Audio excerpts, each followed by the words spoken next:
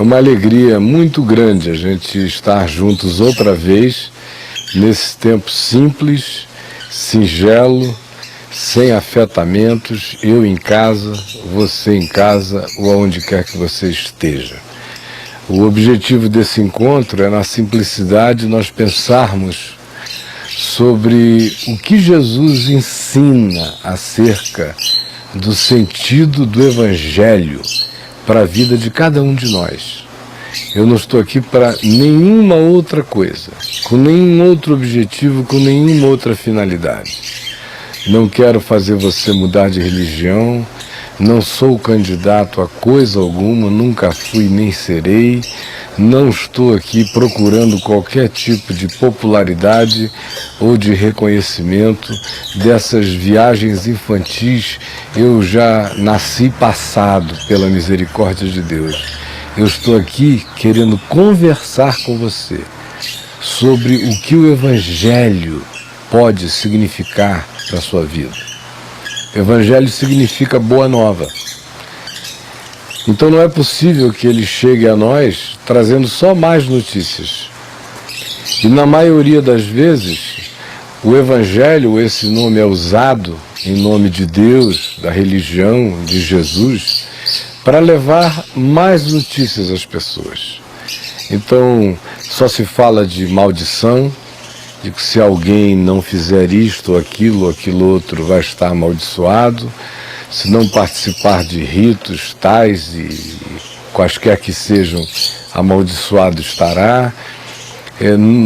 Propõe-se o tempo todo aquelas ações que fazem o indivíduo viver paranoico, pensando o tempo todo no diabo, que o diabo está em cima dele, a vida dele é do diabo, a casa dele é do diabo, tem alguma macumba enterrada contra ele, é angústia o dia inteiro, insegurança, pânico.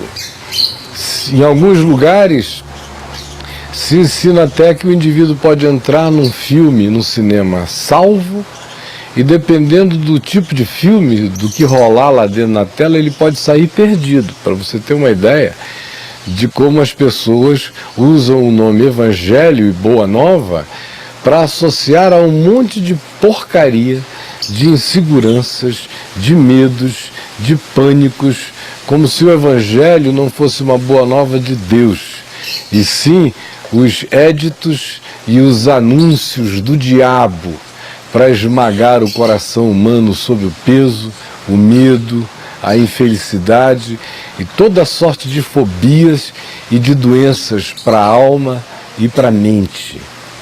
É contra essa mentira de evangelho que eu estou falando aqui com você que anda condicionado há anos, que nasceu numa cultura onde o diabo é mais presente do que Deus, nasceu num ambiente religioso onde o pecado tem força infinitamente maior do que a graça e o perdão de Deus, e aonde o indivíduo, a priori, é um indivíduo morto em todos os sentidos e aspectos, a menos que ele se batize e vá para uma igreja, para ficar lá dentro morto, vivendo a presunção de que está vivo, sem que nada tenha mudado nas entranhas do seu ser, no seu modo de pensar, de reagir, de sentir, de olhar, de interpretar, de decidir, de caminhar, de crer, de confiar. Nada se altera na existência dessa pessoa no que diz respeito a pacificá-lo, a dar a ele convicção absoluta de que ele está reconciliado com Deus, mas ele segue crente. Ele segue cristão, ele segue religioso, ele segue da igreja, ele segue crismado, ele segue em qualquer que seja o âmbito da cristandade, sob esses signos do evangelho que de fato não trazem boa nova, não trazem paz para o coração. Em contrapartida, a gente pode avaliar o significado do que seja o Evangelho entre dezenas e dezenas de coisas pelas quais a gente possa aferir o significado real dele para nós, não como ladainha, não como reza, não como rito, não como religião, não como carolice, não como beatice, não como moralismo, não como idiotice, não como nada disso. Mas aferir a partir daquilo que tenha se transformado em fruto de vida na gente, a partir daquilo que tenha se transformado em conquista interior, em sossego, em pacificação, em limpeza no interior da casa, do ser da gente, em garantias não ufanistas, não presunçosas de que a nossa vida está segura, perdoada, amada, acolhida, abraçada pelo amor do Pai, e que nós não somos de Deus porque nós agarramos Deus em alguma esquina, mas sim o contrário, nós somos dele porque ele veio ao nosso encontro. Nós, se o amamos, é porque ele nos amou primeiro, porque tudo provém de Deus. Enfim, todos esses meios, essas afirmações, essas garantias que a palavra de Deus nos dá do sentido, do valor, do significado do Evangelho para nós estão presentes, e por meio delas e de dezenas e milhares de outras, a gente pode aferir o significado do Evangelho na vida da gente. No entanto, esquecendo de todas essas, eu quero ficar apenas com uma que diz bastante acerca do fato de se o Evangelho de Jesus entrou na gente ou não entrou na gente. Você quer ver? O apóstolo Paulo, escrevendo aos Filipenses, diz o seguinte: finalmente, irmãos, tudo que é verdadeiro, tudo que é respeitável, tudo que é justo, tudo que é puro, tudo que é amável, tudo que é de boa fama, se alguma virtude há e se algum louvor existe, seja isso que ocupe o vosso pensamento. O que também aprendestes e recebestes e ouvistes e vistes em mim, isso praticai, e o Deus da paz será convosco. A gente pode saber bastante se o Evangelho teve alguma penetração na vida da gente ou se ficou só na epiderme, só no verniz, só nas camadas, só nas tinturas, só nas máscaras, só nas caras e bocas, só nos gestuais, só nas formas exteriores, avaliando como é que a nossa mente é e como é que é o nosso processo mental. Porque tem gente que recebe o Evangelho como uma aguinha na cabeça, como um mergulho de batismo, recebe o Evangelho como uma bata de coral de igreja para cantar, recebe o Evangelho como uma classe de escola dominical a frequentar, recebe o Evangelho como uma igreja a confessar a membresia a ela, recebe o Evangelho como o aprendizado de jargões que circulam no ambiente religioso. A paz, irmãos, está amarrado. Ou então chega o indivíduo e diz, oh glória, ou diz aleluia, ou então alguém diz assim, o Flamengo perdeu do Fluminense, ele é Fluminense, em vez de dizer oba, ele diz amém, oh glória. Essas coisinhas todas que a gente sabe de sobra, desse evangeliquez antigo acerca do qual eu falo há mais de 30 anos, que é uma coisa feia, esquisita, estereotipada, mas para um bocado de gente é isso que significa evangelho. Como tem gente também que diz o seguinte, quando eu me converti eu não sabia orar. Então me pediram para orar e eu fui e falei assim, Deus, eu não estou entendendo nada não, Deus, mas eu estou aqui, Deus, olha Deus, vê que eu estou aqui, me abençoa, tá Deus, legal, e aí? Estou aqui, Senhor, estou contigo e não abro, amém. Naquele tempo eu não sabia orar. Com isso ele quer dizer que agora ele aprendeu a orar, e como se Deus estivesse impressionado com oratória, sem saber que no tempo em que ele pensa que não sabia orar, ele sabia, porque não tendo as oratórias da religião, ele orava só com o coração. Como eu, a primeira vez que fui pregar o Evangelho, exortei as pessoas do jeito que eu sabia, como me vinha do coração. E aí, malandro, se tu não der hoje atenção para o que eu estou te dizendo, o bicho vai pegar. Era assim que eu falava com 18 anos de idade, daí para pior. E eu não estava falando o evangelho? É claro que eu estava, com todo o meu coração. Como quando eu orava daquele jeito, era a Deus que eu estava orando. E eu dou graças a Deus que eu nunca aprendi a orar. Mas tem gente que pensa que eles agora são do Evangelho porque aprenderam a dizer Senhor Deus, o nosso Pai, o amantíssimo Pai, o Senhor glorioso, dono do céu e da terra, e muda a voz, e fica impostado, e treme, e faz qualquer coisa. Ele pensa que isso é Evangelho. Isso é só coisa circense, é espetáculo de estereótipo. É só ter aprendido os movimentos gestuais do gueto, mas não tem nada a ver com o Evangelho.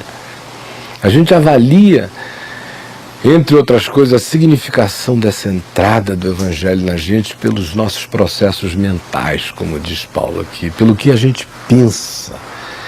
E pelo resultado desses processos mentais, que é paz. Porque Paulo diz que se a gente traz o que é verdadeiro na mente, o que é respeitável, o que é justo, o que é puro, o que é amável, o que é virtuoso, o que carrega boa fama, se isso está ocupando o nosso pensamento, e se a gente aprende isso e pratica essas coisas no nosso processo mental, então o Deus da paz é conosco. O resultado disso é que a gente se pacifica. Agora pense no seu processo mental. Esqueça que você é católico, evangélico, protestante de qualquer natureza, espírita cristão, seja lá o que você se confessa, esqueça tudo isso, tudo é bobagem. E vem aqui para a hora da verdade e avalie os seus processos mentais. Veja o quão malicioso você é. Como você está olhando para as pessoas e o que você está imaginando, a viagem que você está fazendo. Veja a quantidade imensa de vezes que você se apanha já no meio de um raciocínio que teria a ver com o que você poderia fazer escondido. Veja quais são aquelas elucubrações que você dá, mesmo sabendo que não vai fazer nada. Mas quando você diz para você mesmo assim, num ato falho, numa relapsidade de fiscalização moral dos seus pensamentos, quando você diz assim, poxa, eu nessa situação, eu no lugar dessa pessoa, eu iria, era de fato fazer isto, aquilo outro, eu iria agir assim e assado, e aí começa uma trama de uma coisa perversa. Eu, se estivesse no lugar dela, eu contrataria um detetive, eu ia mandar seguir o marido. Se eu estivesse no lugar dessa pessoa, eu já estava juntando um dinheiro. Eu com um marido desse, eu já estava assim, preparando um pé de meia, porque esse cara eu não sei bem quem ele é não. Ou então aqueles outros processos mentais, eu vou fazer de conta que é assim que eu creio, só para ele pensar, eu vou dar corda, eu vou dar linha. Eu vou mudar de personagem agora em relação a essa pessoa, porque senão eu não vou angariar e obter o que eu desejo, o que eu quero, o que eu preciso. Enfim, pense nos seus processos mentais, em todos eles. Pense no significado das coisas que ocupam a sua mente, no lixo que está aí dentro, dioturnamente. E veja o que é que alimenta os seus pensamentos. Veja o quanto você, assim, da maneira mais social possível, chega e diz assim, escuta, meu amigo, vamos ver se a gente senta aí para tomar uma cervejinha e fala mal da vida dos outros. O cara diz isso assim na brincadeira, mas é verdade, é para isso mesmo. Não é porque é de boa fama, é porque é de má fama. É saber quem dá para quem, como é que gosta de fazer, se o cara gosta de mulher ou gosta de homem, se a mulher dele trai ou não trai, os comentários sobre o corno manso, ou sobre a conveniência da mulher traída, da vizinha. Pelo amor de Deus, é um nojo, essa que é a verdade. É uma porcaria. E você se empantou de cerveja e de carne, igual um leitão, e ó, mandando ver na língua, na vida dos outros, destrói pessoas, esquenta a cabeça, fala uma besteira para a mulher que enfia uma faca no coração dela, e magoa os filhos, e entristece profundamente a quem ama. Enfim, as coisas acontecem na mente das pessoas e na mente da maioria das pessoas de um modo tão horrivelmente diabólico, mas elas não se dão conta. Isso vai parecendo ser coisa normal, isso vai parecendo ser o modo de uma pessoa esperta pensar na vida, de ter muitas casas adiante já pensadas. Se ele fizer isso, eu vou por aqui, eu vou por aqui, sem falar naquelas tramas supostamente de amor. E, em geral, acontece mais com as mulheres. Com os homens acontece muito também, mas as mulheres são campeãs nesse processo. Gostam de um carinho, acham ele legal, gostoso, bonito, simpático, ele é casado. Ai, meu Deus, que pena que ele é casado. Aí começa a dizer, por exemplo, uma pena, é um gato, você não acha uma pena que é casado. É uma pena que é casado. Ai, meu Deus, homem casado comigo não. Mas as olhadas, as caras e bocas, todas as manhas estão rolando. Mas ela com homem casado, não. Ainda mais se for do mesmo trabalho que eu, onde a gente ganha o pão, a gente não come a carne, diz ela lá, assim, com ar de sabedoria.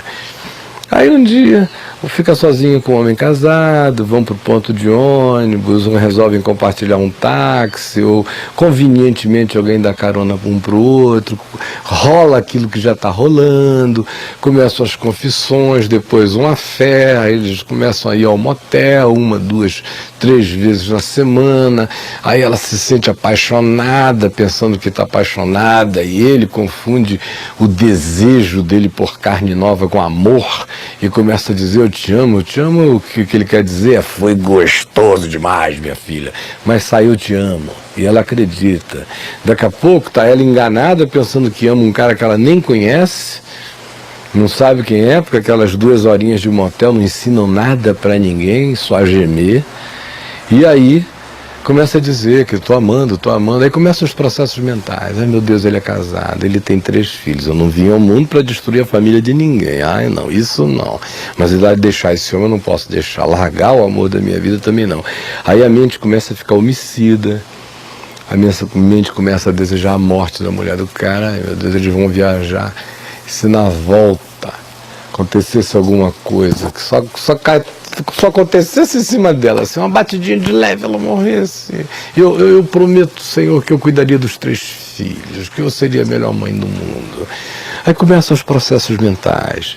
Aí daqui a pouco ela começa a dizer a ele, olha, você diz que me ama, mas continua lá.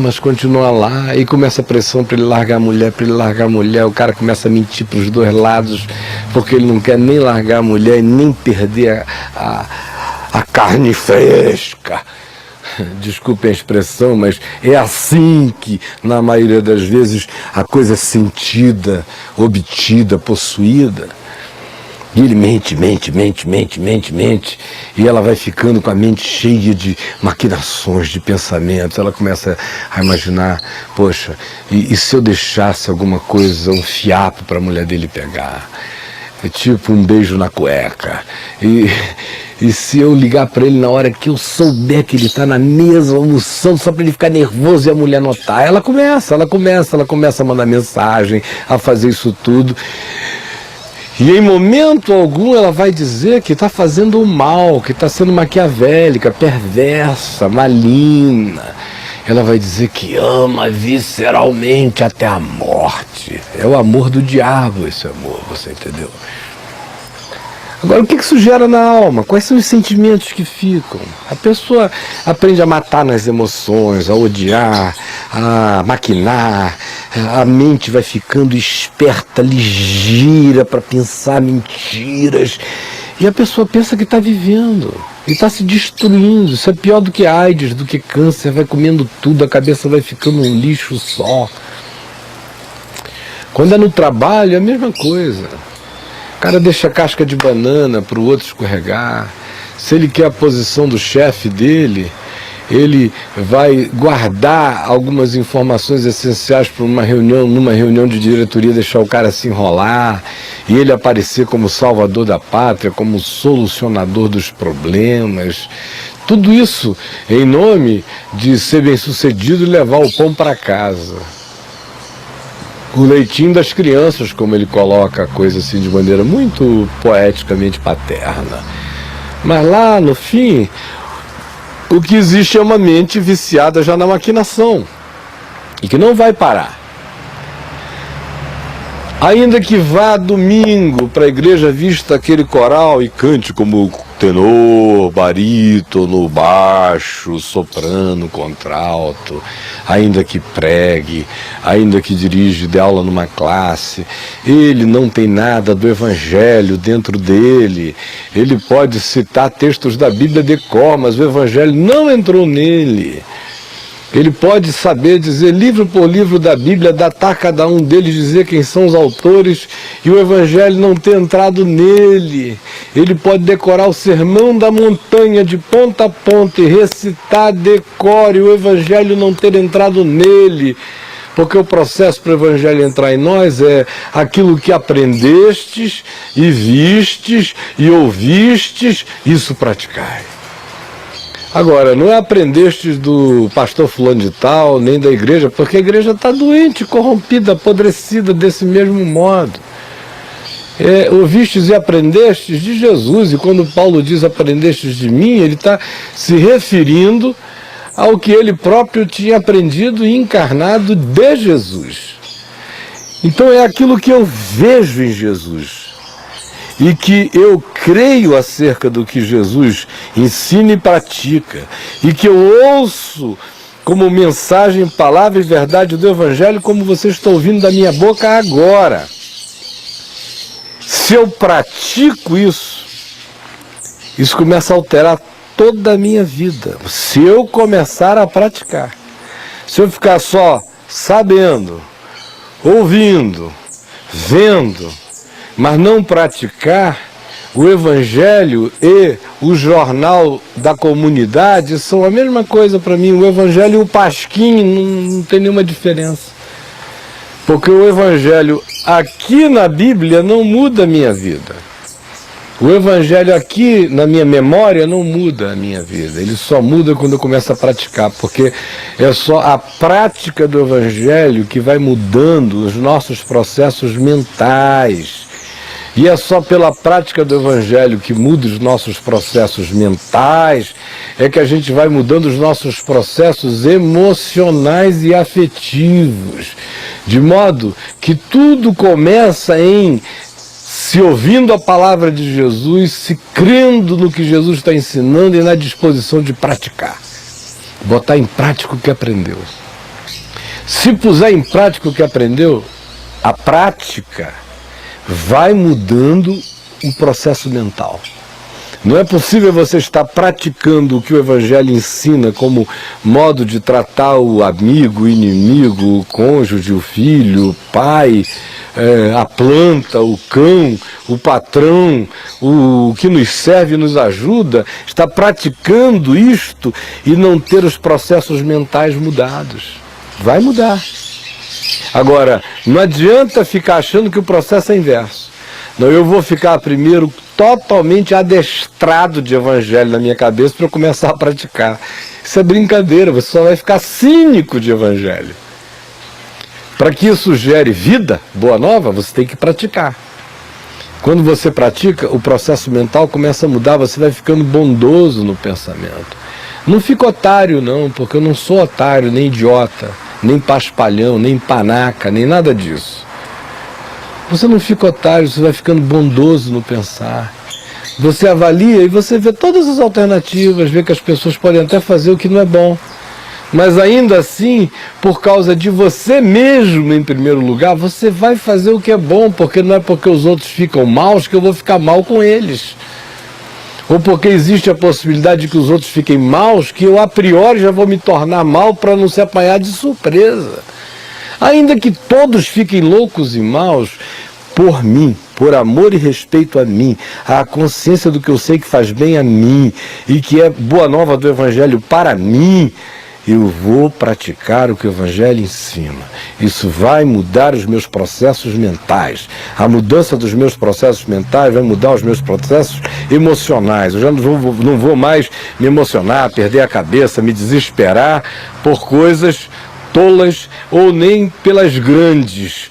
Você vai agora chorar com os que choram, você vai se alegrar com os que se alegram, e você vai ser firme como uma rocha diante daquelas coisas para as quais você é impotente.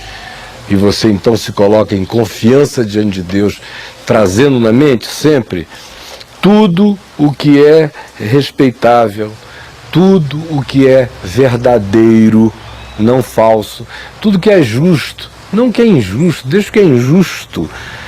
Tem muita gente injusta para cuidar do que é injusto, eles só se ocupam disso. Agora ocupe-se do que é bom e justo, tudo que é puro, tudo que é amável, tudo que é de boa fama, que engrandece, enaltece, faz bem, constrói. Seja isso que ocupe o seu pensamento e pratique isso, porque se você praticar, a promessa é essa: o Deus da paz será convosco. Essa é a palavra do Evangelho que eu tenho para você hoje, com a certeza absoluta de que foi o Evangelho, boa nova de Jesus que você ouviu. Alguém tem dúvida disso? Quero dizer uma coisa a você: nem o diabo duvida que eu preguei o Evangelho aqui. Anjos sabem, demônios sabem, o diabo sabe. E o Deus e Pai diz: assim seja, porque esta é a minha palavra. Não é a minha, é a dele. Eu sou só um mensageiro dessa verdade que muda a vida da gente.